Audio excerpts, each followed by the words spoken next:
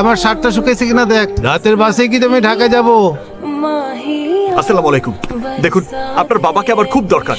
আপনাদের এখানকার স্থানীয় ওসমান আমার মৃত ভাইয়ের টাকা দিচ্ছে না। আপনার বাবাকে বলে ওসমানের কাছ থেকে আমার ভাইয়ের টাকা তুলতে হবে। আমার বাবা হসপিটালে। এই মুহূর্তে এক একটা দিন, এক একটা রাত আমার কাছে এক একটা বছর। প্লিজ প্লিজ আমাকে একটু আপনার বাবার সাথে দেখা করিয়ে দিন প্লিজ। আজ আসলে সত্যি আব্বু ঢাকায় গেছে।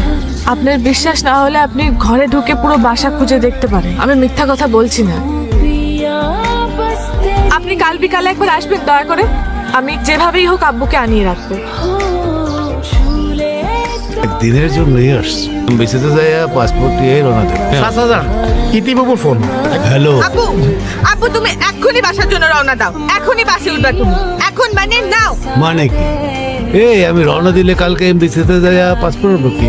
এমবাসি থেকে পাসপোর্ট পরেও আনা যাবে আব্বু, কিন্তু তুমি এক্ষুনি চলে